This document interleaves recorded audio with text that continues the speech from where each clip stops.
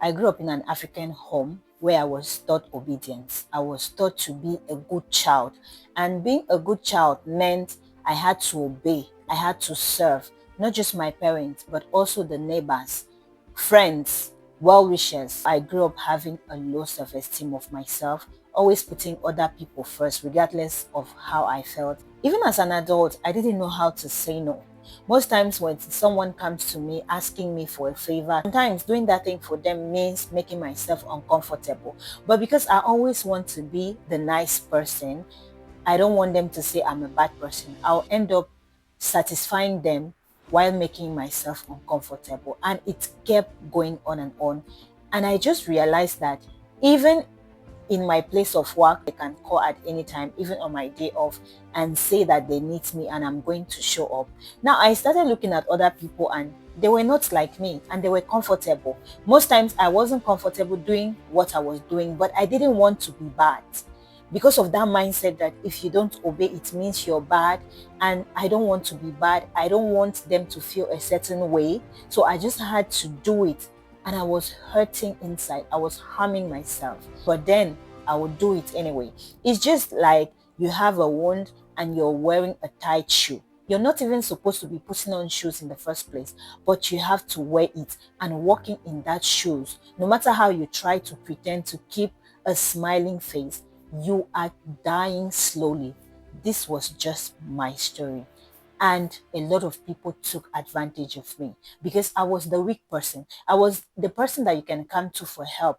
I'm not even going to check what am I going to do? What problems do I need to solve? I'm going to take my last card and give somebody simply because I want them to think that I'm good. And a lot of people abuse it. Trust me, when people know that you are too gentle, you're too nice, and you are a beniwi, that anything that they ask you to do, you're going to do it either way, they are going to abuse it. They are going to make sure that they use you.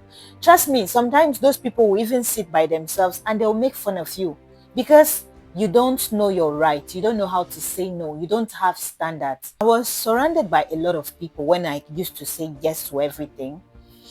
There's a fly that entered my room, but I'm not going to stop filming because of this fly.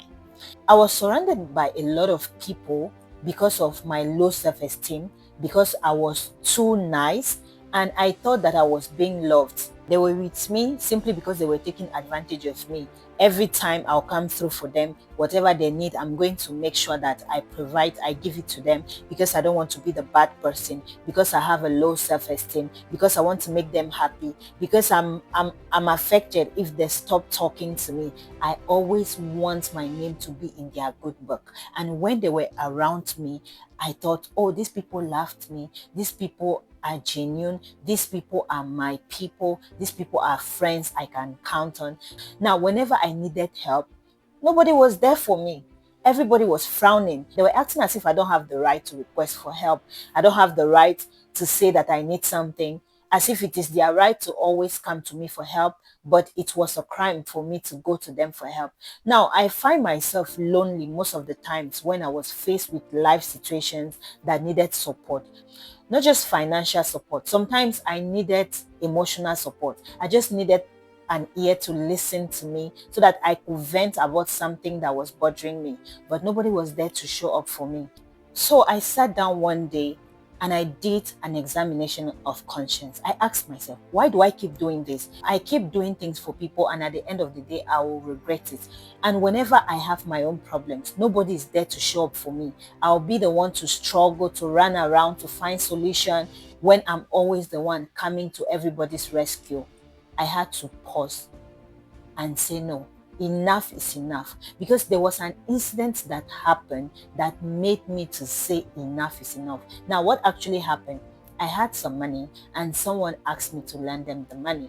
Now, it was just few days to month end and I did not even think of it 1 second that my rent is going to be due. So I gave them that money and I didn't have money to pay my rent. Now, I asked everyone and no one was coming to my rescue.